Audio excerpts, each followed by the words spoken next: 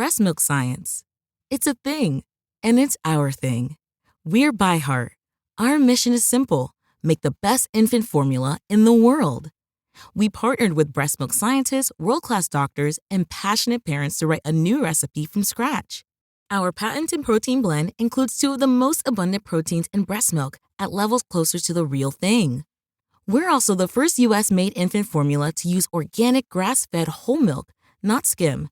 And we ran the largest clinical trial by a new infant formula company in 25 years, proving benefits like less spit-up, softer poops, and easier digestion versus a leading infant formula.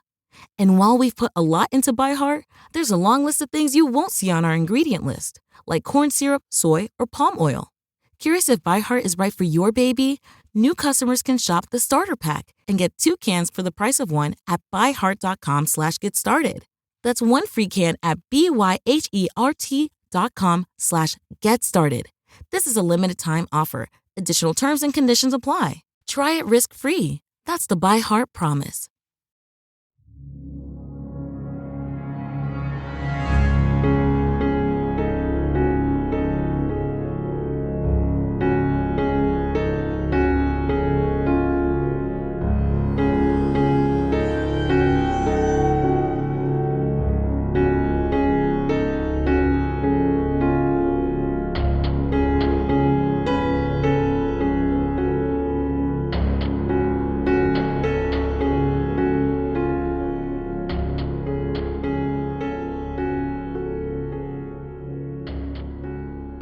Welcome back to the Paranorm Girl Podcast. I am your host, Kristen.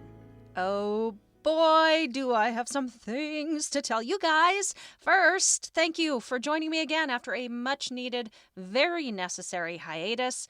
A lot has transpired in the past few weeks. I won't bog you down with too many details, but for anyone who missed what I was getting up to, I've been unofficially knighted a redneck, y'all.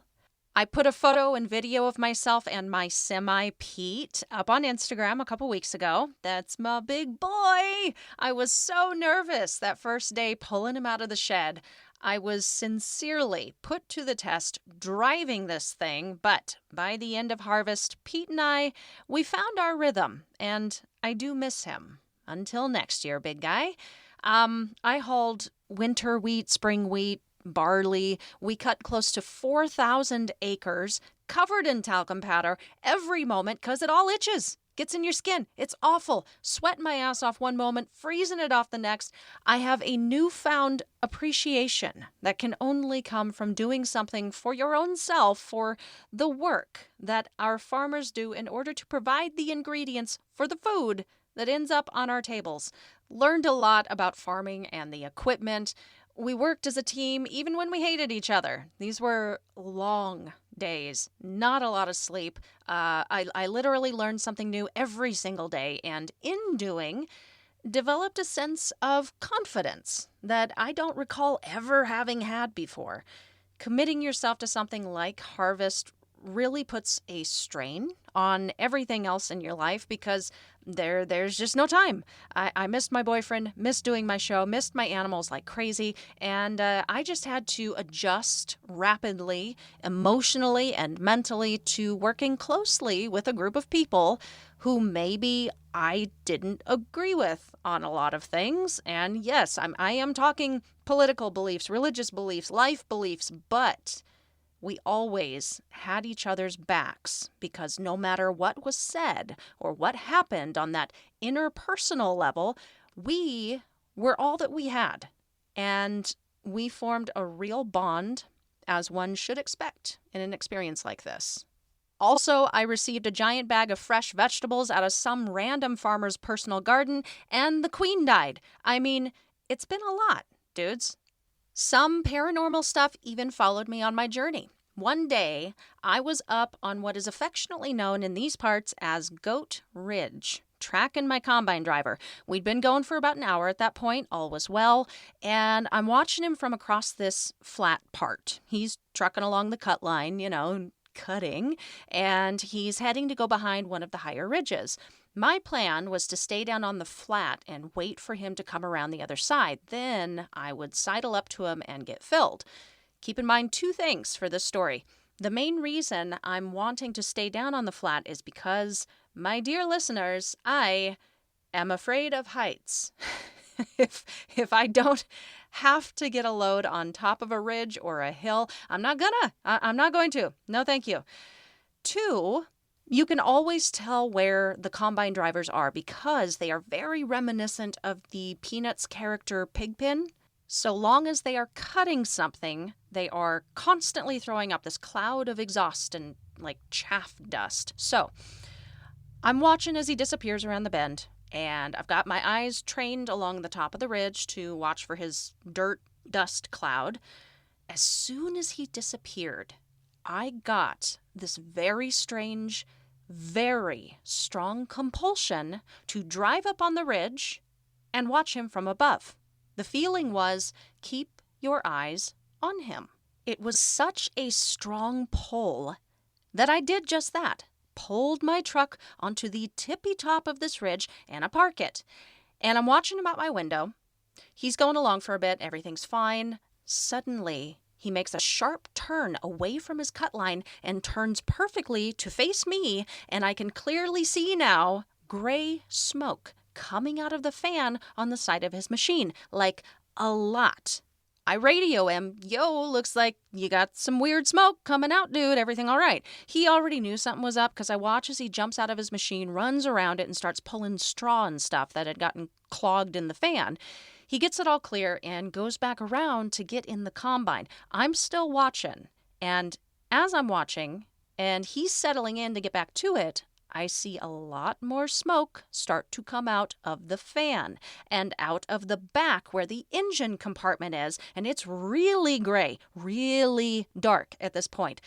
The next part of this story was just blurry chaos, dudes. I'm jumping out of my truck at this point with my fire extinguisher, and I'm on the radio, and I tell him, hey man, there's more smoke starting to come out of your machine. I start hauling my butt, slipping and sliding down this ravine where he's parked at the bottom. I'm waving my arms around, trying to get his attention. I'm falling on my ass. I'm back on the radio, calling for anyone else on the crew that we might need, someone to bring the water truck up from the grease station.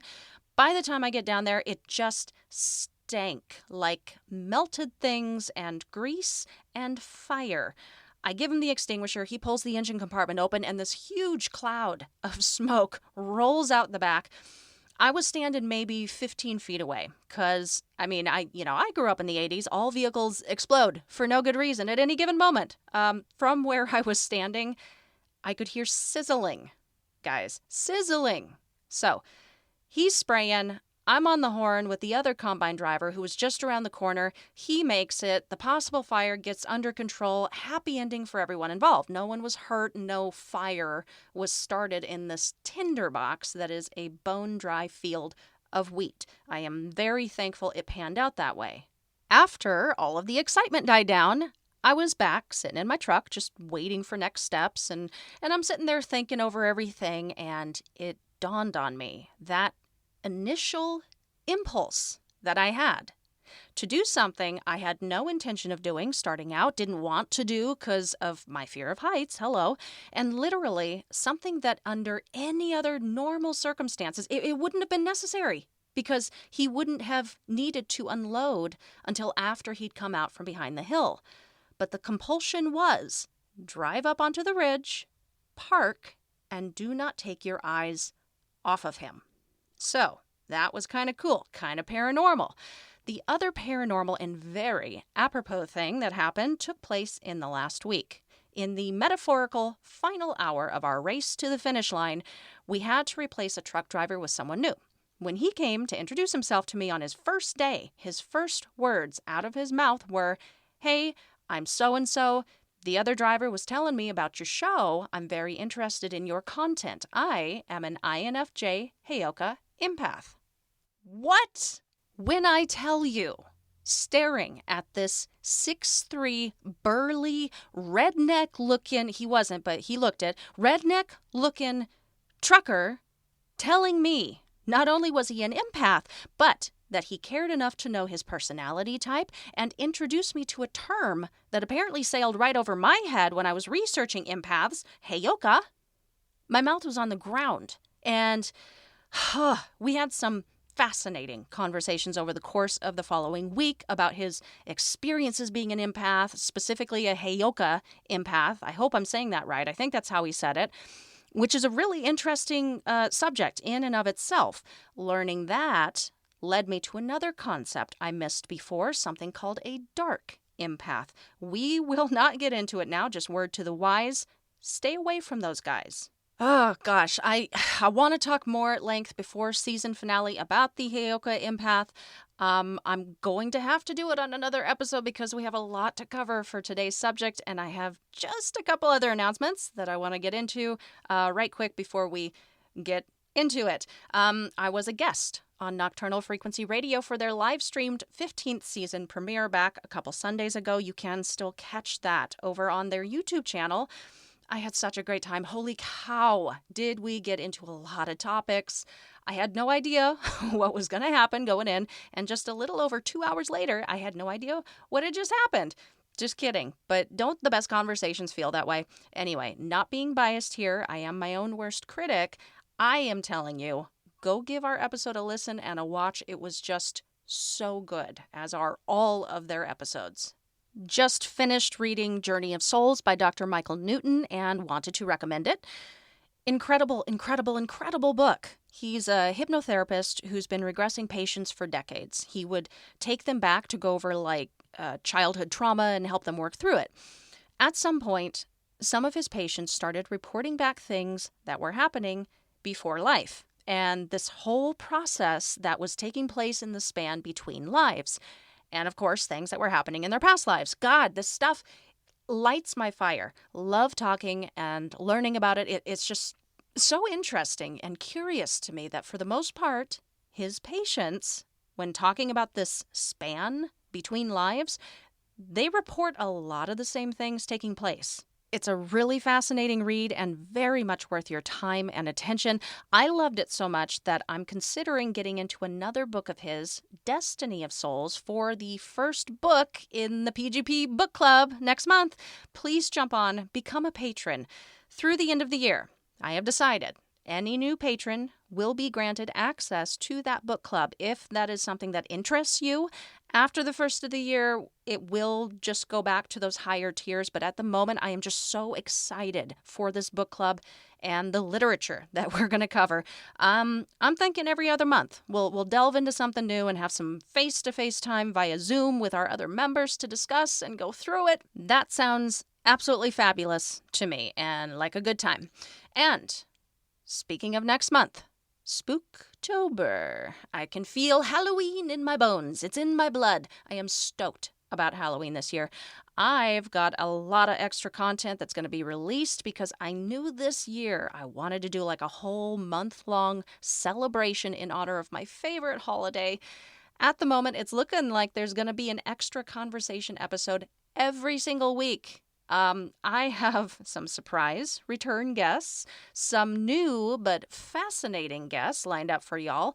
Just don't miss it, you guys. Celebrate the season with us. And then, of course, I've got something very special and spooky planned for the Halloween episode I'll be releasing on October 31st. I'm not giving anything away, but what I will be talking about literally sends chills through my body. Cannot wait. All right, that's it for the announcery stuff. I knew coming back from hiatus it was going to be crazy and busy, but I'm down. I'm ready. I'm here for it. Okay, let's get into today's episode. Predicting the future. Precognition. What is up with that? I'm going to kick this one off with something that makes even me scratch my head over a little. It concerns a study conducted from 2010 to 2012 out of the Critical Care Medical Institute in Tbilisi in the country of Georgia, involving 238 critical care patients ranging in age between 20 to 90 years old, and their ability to more accurately predict future events over their medical caregivers and fellow patients who were no longer in critical condition. This study concludes that patients in critical care have a better capability of clairvoyance than personnel or other patients, saying the difference was statistically reliable. This is such a weird study, and I am having a bit of trouble with the ethical aspect of it, but here goes. During the process, everyone involved was supplied with 3 predictive questions: who would win, lose, or match any of the games in the World Football Championship, the weather forecast of any given random day, and whether or not a randomly selected fellow critical condition patient was to recover from their condition or not. Here is the very odd information published from the responses. In the football championship question, 45% of personnel and 42% of patients who had overcome their condition correctly predicted the outcomes of these matches, while 71% of the patients still in critical condition were correct in their predictions. Weather was correctly predicted 97% by employees, 95% by patients on the mend, and 98% of the time by patients in critical condition. And as to the correct prediction of the final outcome of treatment of randomly selected critical patients in the clinic, 53% of employees, 51% of non-critical patients, and 62% of patients still in critical condition correctly predicted these outcomes. Strange, yes? So, what might a study like this tell us? Honestly, as interesting as it is, it leaves me with a lot of questions in regards to the credibility of a study conducted in this way. To begin with, I think that pool of people is far too small to consider whether the results would have any traction with a much larger pool of people. I would like to see that larger study. I also think the lack of diversity included in the pool is a little suspect. I'm also left really wanting to know the premise that would launch a study like this. From the information provided, I'm working from a lot of assumptions here, but the assumptions include that this was a controlled study, that it was conducted by scientists and medical personnel, that the Critical Care Medical Institute is a trustworthy facility with only the highest regard taken for actual scientific fact, and this study was conducted only after a pattern of this type of behavior had already been noted under normal circumstances. Yeah, so I have to assume a lot of things in order for me to buy these results. But let's just say, for argument's sake, all of these things are true. And these are the very strange results being reported by reputable, science-based, skeptically thorough persons only after one thing: the truth. If that is the case, what can the results of a study like this mean?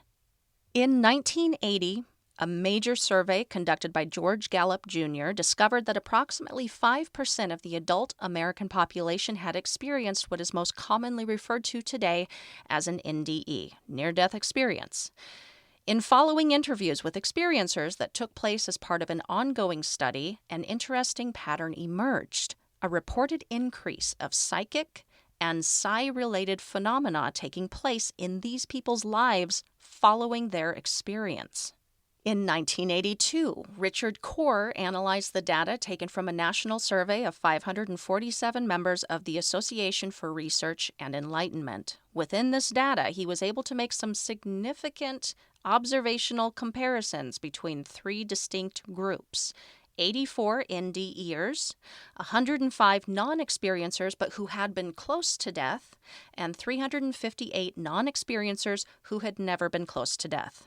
His results showed a statistically significant difference between the groups, with the NDEers reporting more psychic and psi-related experiences compared to those other 2 groups. Let's let our imaginations wander a bit here. If the question is, why would people in critical condition, close to death, or having experienced actual death suddenly be having these experiences that appear to be psychic in nature? How would they be able to do it suddenly with their close proximity to death or trauma? Could it mean that being that close to the mysterious, unseen spiritual world somehow woke something up inside of them? Could it mean that just by having close proximity to the veil, it somehow allows them access to that side of reality? Like, the closer you are, the clearer you see it. Does it mean that only people who have such dramatic and drastic things take place at some point in their lives are the only ones who experience an igniting of psychic gifts? Does it mean that there is a very real possibility that psychic abilities that were reported in these studies and papers, such as OBEs, clairaudience, communicating with spiritual beings, and precognition, are actually real? Baba Vanga was a Bulgarian mystic and healer. She was also alleged to be clairvoyant and have precognitive abilities. Vanga, born on October 3rd, 1911, came into this world prematurely and suffered from health complications right from the start. Her mother would die early on in her childhood, and her father ran into legal trouble with authorities following World War I, causing their family to fall into poverty for many years after all of his property was confiscated as part of the arrest. Despite all these early misfortunes and hurdles, Vanga was considered an intelligent young girl and, by all accounts, an ordinary child with brown eyes and blonde hair. According to Vanga, the turning point in her life took place when a tornado allegedly picked her up, tossed her around for a bit, and threw her into a nearby field. That sounds absolutely crazy, but that is what she reports happened to her. After a long search following the storm, she was found in the field very frightened, unable to open her eyes due to the pain of them being covered and injured with sand and dirt. Even though she would have a partial operation to attempt to heal her injuries, she would gradually lose her eyesight completely. I will be covering some of the prophecies today claimed to have been made by both Vanga and Nostradamus, and also Edgar Cayce a little bit later.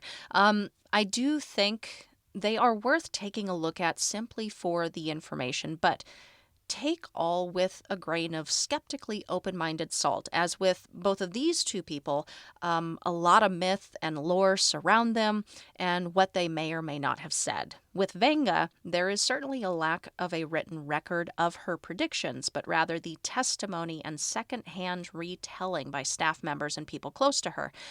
With Nostradamus, a ton of stuff has been attributed to him that could very well have been misunderstood and messages lost in translation type scenarios. So just keep that in mind as we go through it. All right. It is claimed that Vanga predicted two things for this year that have actually come to pass. First, she predicted that major cities around the world would come to experience significant droughts and water shortages this year. July was recorded as one of the driest since 1935 in London, and the government officially announced a drought as of just last month. Similar issues have also been seen in parts of France, Italy, and Portugal, with record-breaking droughts and wildfires. The BBC reported just a few weeks ago that the drought across Europe is the worst in 500 years, with several of their most famous rivers running dry. The Global Drought Observatory reported last month that 2/3 of Europe are under a drought warning. The water has run so low in some areas of the world that historical and prehistorical artifacts are being revealed. What has been dubbed the Spanish Stonehenge, dating back to 5000 BCE, currently sits fully exposed in a corner of what was the Valdecañas Reservoir, sitting now at only 28% capacity in Cáceres, Spain. Her other prediction was of major flooding taking place in Australia and Asia. The 2022 Eastern Australia floods have been one of the nation's worst recorded flooding disasters. So far, 22 people are known to have died due to this disaster. 1,000 schools have been closed down, evacuations have been issued, and food shortages have been reported across the region.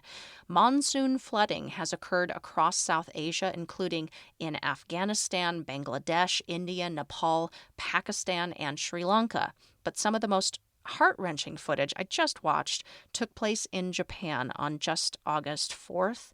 Evacuation orders had been issued, but homes and infrastructure have been lost. People have been trapped in certain areas and needing to await rescue, and several people across the region are missing. Just terrible.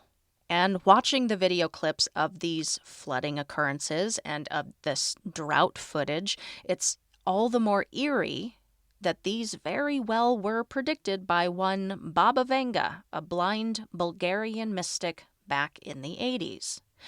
It is thought that a few other accurate predictions Baba Vanga made include the 44th president being a black man, the sinking of a Russian nuclear submarine named the Kursk, though that one, it's thought she believed her vision to be about the destruction of the Russian city of Kursk, and she was also off a year, predicting it would occur in 1999 when the Kursk submarine incident in fact took place in 2000.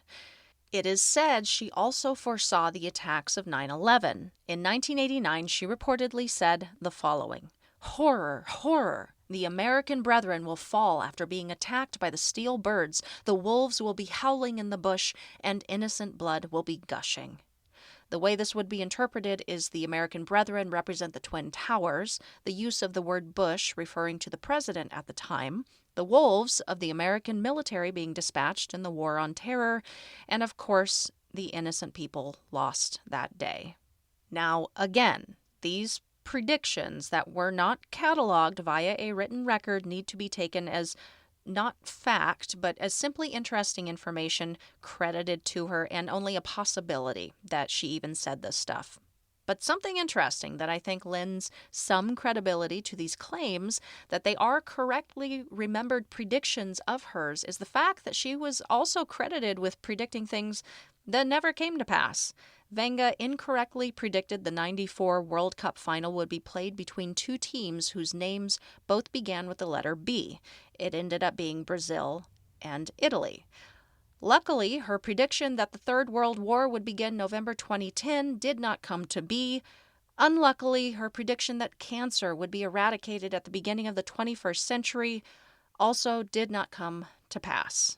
Baba Vanga would succumb to breast cancer on August 11, 1996, a date she predicted that she would indeed die, thanks to a dream she had leading up to it. So, real quick, I just watched an incredible documentary called Third Eye Spies. Have you guys seen this yet? It's an incredible source for some research I'm doing for an upcoming episode all about Stargate, the Gateway process, our government's involvement in financial funding of psychic phenomena, and parapsychology's attempts to prove psychic phenomena to be real. I am so excited about this one. Something that's been on my mind since watching the documentary was something that Russell Targ, one of the main players in our government's early involvement in remote viewing, and he produced the film, he said something near the end of it. I am going to botch the quote, but it was something to the effect of, "The biggest secret is that everyone is psychic." Ooh, is this foreshadowing to our season finale? My final conclusion? I don't know yet. Well, I'll just have to wait and see. Alrighty, let's take a look at Nostradamus. So, something endlessly frustrating about Nostradamus's predictions are that they were all written in cryptic, poetic quatrains, forever and ever exasperating us with the possible interpretations and reinterpretations, trying to figure out what the hell he was talking about. In 1555, Nostradamus published a collection of 942 quatrains allegedly predicting future events to come. Ambiguous at best and possibly poorly translated, as we will talk about a little later, these words are ripe for speculation. For instance, "From the depths of the west of Europe, a young child will be born of poor people. He who by his tongue will seduce a great troop, his fame will increase towards the realm of the east." Also this one, "Beasts ferocious with hunger will cross the rivers. The greater part of the battlefield will be against Hister. Into a cage of iron will the great one be drawn when the child of Germany observes nothing." Both of these quatrains have been thought to be referencing Hitler's rise to power. He was a charismatic speaker. His tongue will seduce. Initiated World War II. A great troop. Hitler. Hister. Seems to fit a lot of aspects, except for the parts that do not. He wasn't born poor. His family was comfortably middle class. Hister could very well have been referencing a location known at the time this was written rather than a hint at a name. Nostradamus is credited with a lot of apocalyptic doomsday-type predictions. Not sure if anyone remembers his prediction having to do with 9/11. I remember this one. It was all over the internet. It went something like this. In the city of God there will be a great thunder. 2 brothers torn apart by chaos. While the fortress endures, the great leader will succumb. A lot of folks gobbled this one up, happy to forward this ish via email to unsuspecting family members, and it would indeed be an incredible description of events that took place on September 11, 2001, written centuries beforehand, aside from the fact that this quatrain had been written but only a few years prior to the attack by a college student named Neil Marshall. He created and included it in an essay on Nostradamus, using it as part of his larger argument that with enough time, if something is abstract enough, anything could be interpreted after the fact to be an accurate prophecy. He was arguing that the probability was high, this was bound to happen, and I would agree with him. In Marshall's paper, he included an interesting concept that has had many variations throughout history, but I'm rather keen for it in regards to prophesizing and future and fortune-telling. It goes hand in hand with cold reading techniques and shotgunning. He called it the infinite monkeys principle. Simply put, if you had an infinite number of monkeys and put them in front of an infinite amount of typewriters and allowed them to bang out whatever they wanted to their heart's content, at some point, one of them would eventually produce the complete works of Shakespeare. Why? How? Because it is inevitable. Any sequence of events which has a non-zero probability of happening, given enough time, will almost certainly eventually occur. It has been said that the reason Nostradamus was so cryptic with his published prophecies was due to his fear of being persecuted for heresy by the Inquisition. A valid fear, one would think. Is that enough of a reason for us to believe there really could have been anything to his gobbledygook foretellings? Just going to leave it for you guys to believe what you want about him and them. If you haven't gathered yet, I am slightly skeptical of his prophecies. However, a book came out in 2015 called Nostradamus, The Complete Prophecies for the Future by author Mario Reading. Mario takes great care in his thorough decryption of Nostradamus' work and claimed before his own death just a few years ago that since this translatory book came out, most, if not all of the quatrains contained within it had come to pass, saying that some of these quatrains he included are really quite stunningly prescient.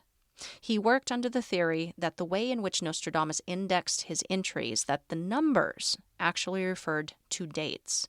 Quatrain 1022 takes place in the year 2022, and it reads thus. Through the pretend fury of divine emotion, the wife of the Great One will be badly wronged. Judges wish to condemn such a doctrine, the victim who will be sacrificed to the ignorant people. Might not make much sense on its own, but this next entry, Quatrain 672, also taking place in the year 2022, which is what the author thought is what is to follow, is a bit more understandable. This was his translation. Because they disapproved of his divorce, a man who later they considered unworthy, the people will force out the king of the islands, a man will replace who never expected to be king. Mario interpreted these entries as a prediction that the queen would die in the year 2022. Her son, Charles, would abdicate the throne due to resentments, constitutional crises provoked by the Church of England and public unfavor because of his 25-year-old divorce from then Princess Diana, and his son would take up the crown instead. So, if William or Harry ends up being king here soon, unexpectedly, I guess we'll have something interesting to talk about, and I will need to buy this book to read for myself. One final tidbit on Nostradamus: it is alleged that in 1566, after many years of dealing with a case of extremely painful gout, it turned into edema. In late June, he summoned a lawyer and had him draw up his will, and on the evening of July 1st, it is said that he told his secretary, "You will not find me alive at sunrise." So the story goes, the next morning, he was found expired on his bedroom floor. Edgar Cayce will be our final subject for today's topic. We're really only going to scratch the surface with him today, and I'm so sad because he was kind of cool, and his story is kind of cool. Edgar Cayce, also known as the Sleeping Prophet, the father of New Age, the father of holistic medicine, was born in Hopkinsville, Kentucky in 1877. He is by far one of the most well-documented psychics of all time, because he was fairly adamant throughout the years of him practicing what he called a gift from God, that all of his readings while under trance be transcribed. He was a devout Christian and sincerely wanted to help people, and over the course of his life would provide over 14,000 readings that are currently archived at the Association for Research and Enlightenment. But according to something he stated, he had already provided almost 9,000 readings prior to the moment the documentation of what he was doing and saying during these sessions was taken a bit more seriously. Most of these readings centered around health-related inquiries, but he claimed to have access to his higher self and a universal consciousness, so he seemed to be able to answer just about any question his clients would ask. His psychic tendencies began fairly early in his life, but the thing that kind of perked my ears up about his journey was mentioned in a docu-style interview in a flick called He Shared the Light. A descendant of Cayce's claimed that Edgar was pretty injury and accident prone. He was hit in the back of the head with a baseball, he almost drowned at one time, and there was a story of a stabbing through of his own testicle taking place in his childhood as well. In addition to his own self-injury, his father was reportedly an asshole when drinking and took to smacking his kid around. Tragedy also found Cayce when he was very little, when he witnessed the drowning of his own grandfather in a pond. Shortly after this event, he reportedly began hearing and communicating with the spirit of said grandfather. Now, this all perked my ears up because of what we were talking about earlier in the episode with critical care patients, people who have had NDEs, people who have experienced, some kind of trauma, and the idea that this event somehow wakes the ability up in folks. It is hard to pinpoint in the research when exactly Cayce did start to have prophetic abilities or when his psychic abilities in general started to take place, but it was a possible causation I consider in his case.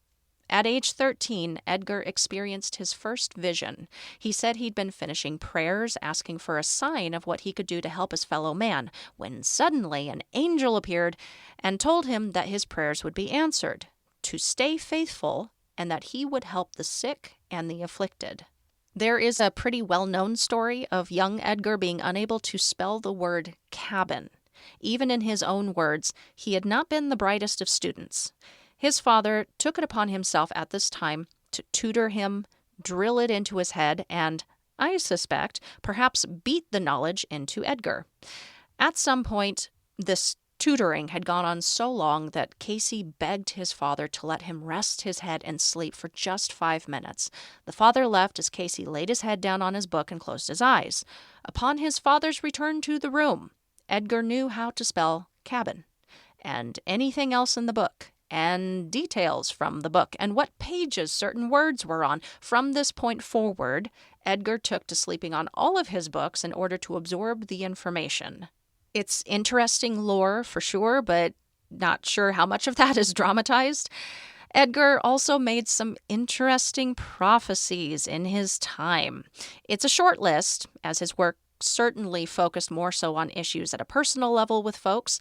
Some of these prophecies he got right, some he got wrong, but some he got right. And keep in mind, these aren't up for debate as far as him saying it and what was said due to him being so well documented. Some of the predictions he made that came true include a stock market crash of 1925 and the big crash of 1929, World War I, World War II, the finding of the Dead Sea Scrolls, communication mergers, the use of blood as a diagnostic tool, and the fall of communism. Things he got wrong. He said China would become an overwhelmingly Christian nation by 1968. New York City would be destroyed in a cataclysm and LA would fall into the ocean. That Atlantis would rise again. That Armageddon would take place in 1999. The film Armageddon was released in 1998. Could he have misunderstood the information he was receiving? Moving on. He also said a hall of records would be found beneath the Sphinx, that Japan would disappear into the ocean, that the Great Lakes would empty into the Gulf of Mexico, which was confusing to me at first because they do follow a track of rivers already to the Gulf of Mexico, right? Like technically he was already right, but then I took a peek at one of the renditions of World Changes maps according to Edgar Cayce's prophecies.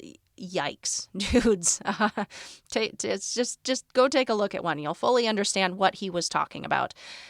Actually, most of these predictions that he got wrong had to do with these massive world changes that he foresaw happening. Playing devil's advocate, I hope that he is not actually right and just got the dates wrong. Because I don't know about you, but I have grown up knowing that climate change was a very real threat to our world, that if nothing was done about it, it could have devastating impacts on land masses, bodies of water, coastlines disappearing, mass drought, mass flooding, gone girl glaciers, animal populations dwindling, ecosystems in upheaval, plant life dying out, a lot of Armageddon-y sounding stuff. Could Casey possibly have been seeing the farthest effects of global warming at a time when climate change wasn't even a thing, y'all? I guess we shall see. These next two are predictions he made that have yet to pass. He said that the human lifespan would be greatly extended. Medicine and scientific research have made massive strides in the past 50 years for the elongation of the human lifespan. We are talking about concepts these days that would have seemed science fiction not that long ago, things that are entirely possible now. And my boyfriend, he listens to a few biohacking type podcasts that they're covering all of this incredible research into the topic of both life quality but extension that is taking place. So I don't know, actually, if Casey included anywhere an average amount of years that life would be extended, but I have to say that it appears we are already well on our way to fulfilling this prophecy. I do think those pieces are already in play. The other prediction, he predicted a design for a self-fueling perpetual motion machine would be discovered. According to physics, a perpetual motion machine is impossible. Never say never, but if a design were to surface of a self-fueling, perpetually moving machine that has zero energy loss for the rest of time as we know it, that would be one of the most amazing discoveries of humanity, because that means we just discovered free and endless and infinite energy. But its discovery would also turn the fundamentals of physics on its head. So hey, wouldn't be the first time we've had to adjust our understanding of science. No matter his correct versus incorrect prediction ratio, this is what Casey had to say about the phenomenon. Prophecy is never given for any other purpose than as a warning. For this reason, a successful prophecy is one that has been averted and therefore does not happen. I know, you guys. I know. Just as any other psychic has experienced, Casey got his fair share of pushback and skepticism. Famous skeptic and magician James Randi called out his methods used during personal health-related readings, saying, "To one who has been through dozens of similar diagnoses as I have, the methods are obvious. It is merely a specialized version of the generalization technique of fortune tellers." Randi may have made this comment because he knew that Casey required his sitters to fill out medical forms prior to these sessions. And if that were the end of the story, yes, of course, I've said it myself during this season, major red flag, dudes. But the fact of the matter is that many, many, many of Casey's diagnostic readings were not precluded by any medical history of these patients. They were on the spot, or the person wrote into him begging for help, and he would just transcribe a reading real quick and mail it to him. And oftentimes, his diagnosis skirted around any generalized technique or method, and instead included some incredibly specific health and cure details. Casey, seeming to be doing his readings for the right reasons, would never charge a fee. Instead, he would accept donations, and that is ultimately how he would survive in his later years. Even though Casey was a pretty dang hard worker and held many regular person positions over the course of his life, he often found himself kind of scraping by. A scenario that very well could have been rectified had he simply charged a fee to read for folks, but again, he would not do that because he did sincerely see his ability as a gift from God that he couldn't make exclusive or inaccessible to some over others. He took this responsibility very seriously and would often overextend himself, sometimes providing 7 to 8 readings a day, when he really only should have been doing maybe 1 to 2. In the end, he would keep up this stressful amount of emotional drain and fatiguing work because he said he couldn't refuse the families who were requesting his help, especially due to the war that was taking place. It took a massive toll on his health, and even within the readings themselves, while he was under trance, he was being scolded by his higher self or guides or the universal consciousness that if he kept up this pace, it would eventually kill him. He did not heed the warning, and in September 1944, he suffered a stroke and died just a few months later on January 3rd, 1945, a date he predicted that he would die. Interesting stuff, interesting people, indisputably prophets, good guessers, who can say? I will be keeping an eye out for that Nostradamus one, though, since it supposedly will be coming up here soonish. Even at the end of all of this, I still don't know if I buy that any of these particular folks were in fact able to predict the future or had any psychic powers, period. But I am open to that possibility that the ability to do so could be real when I maybe really wasn't starting out, not totally.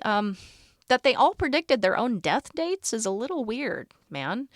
That is going to do it for today. Join me next week for the final conversation I've got scheduled before we launch into spooktastic, spookalicious Spooktober. October is going to be real busy here at PGP Studios. Hang on to your hats, folks. Put a finger down, listener edition. Put a finger down if you listened to this episode up to this point. All right, it's going well so far. Put a finger down if you enjoy learning things you've never heard or thought about before about the paranormal. Good. Put a finger down if you like Halloween. Put that finger down. Put a finger down if you think candy corn is neither candy nor has anything to do with corn. And put a finger down if you can count to 5. Great! And now that I know we have so much in common and you have fingers that are all very much warmed up and stretched out, turn those little digits right side up and give us a 5-star rating and review, would ya? You guys are simply the bomb. Let's get into our final note. It is very easy to discount psychic prediction, precognition, especially with larger-than-life characters like Baba Vanga, Nostradamus, and Edgar Cayce. They are so far removed from our everyday life and concept of reality.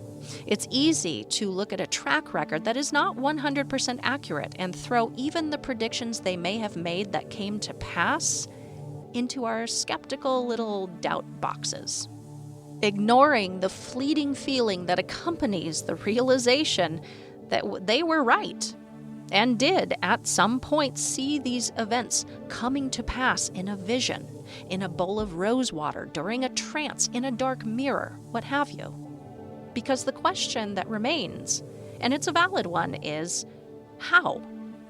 How could someone know these things? before they occur. In Nostradamus' case, centuries before they were to occur. And even if we do find it to be interesting information, at the end of the day, does it really matter if we aren't actually using the information before the event takes place to prevent some calamity? I mean, we haven't yet. These things either do or don't happen, and we just go on with our lives. It's neat if we can make the connection after the fact, like the prediction of the Queen. Now we can look at what Nostradamus said and interpret it in a way that fits and point and say, hey, that's weird and cool. Maybe he did have this gift. But then that's kind of where it ends, doesn't it? So I wonder, what's the advantage in an ability like this if it cannot be stopped, if we aren't listening, and if it doesn't affect our personal lives? Well, I think the most important things to come out of knowing about and understanding this phenomenon are the adjacent lines of thinking and questioning that can arise from it. It gives birth to an entirely new line of thinking, doesn't it? We can ask, how can someone know something that hasn't happened yet? Well, now we can question the very nature of time. Maybe start to understand that it's not linear. How can Edgar Cayce seem to answer any question he's faced with? Give people cures that maybe he didn't have access to before? Well, let's sit and have a think about this universal consciousness concept for a second. Let's talk about spirit guides. He's getting the information from somewhere. Is there more to spiritual reality?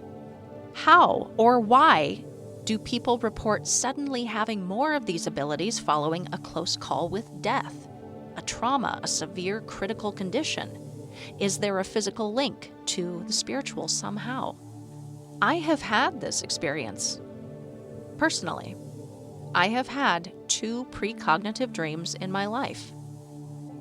That's part of the reason why I believe this ability, at least, to be conceivably real. I didn't know that's what they were at the time, and I didn't realize it until after the events had passed. And I remember looking back on those dreams with a rather harsh, skeptical gaze. I thought it was just chance. Had to be, right? No matter how specific and literal they were. But there have been thousands of personal experiences reported over the years just like mine. Some people didn't listen, just like me, didn't know to pay attention. And some actually did. In some cases, it ended up saving lives. Numerous reports have been made about folks who dreamed of the 9/11 attacks beforehand. Numerous reports of strange things happening, causing missed flights, causing people to call in sick. And I think about a concept I covered in Season 2 involving the Mandela effect, retrocausality. It really flips our conscious understanding of time and reality on its head. Things that happen in the future can cause changes to the past and the present. How? Because again, time is not linear. Are folks who pick up on these yet-to-happen future events accessing that plane where all things, events, and people exist simultaneous to one another? Do we intentionally pluck the future event out of the ether? Is it an accidental dip into the very fabric of all that is, was, and will be? I'm getting deep here, I know, but I am arriving at my point. Many studies have been conducted over the last century in controlled laboratory experiments, generating repeatable results. These studies investigate and test retrocausality, premonition, and presentiment, or the feeling of something taking place in the future. In one of Dean Radin's studies, participants were physiologically monitored for predictive anticipatory activity, PAA, which is the unconscious phenomenon which seems to be a time-reversed reflection of the usual physiological response to a stimulus. It's postulated to be an unconscious physiological phenomenon that may be thought of as a preview of our conscious awareness of future emotional or arousing events. It resembles precognition, or the conscious knowing that something is going to happen before it does. But the important thing to keep in mind here is with PAA, it is entirely unconscious. The participants have no control over these unbiased, unanticipated bodily reactions. They were hooked up to devices that could measure things like change in pupil diameter, electrical conductivity of the skin. Changes were picked up seconds before a randomly selected image appeared on a screen before them. Interestingly, the physiological changes occurred to a greater degree if the image that was being shown was violent or negative in nature. I mean, it's curious that any degree of physiological change took place whatsoever, right? They hadn't been shown the image yet. So, if we can see on this much smaller scale that folks are somehow picking up their reaction to something that hasn't happened yet, I wonder, does this phenomenon correlate to larger occurrences? Can those results translate to a macro-scale event, both in our personal lives and on the global stage? It's not so hard for me to see how that is possible. Arise, Atlantis, arise! Stay safe, keep the nightlight on, and sleep with one eye open.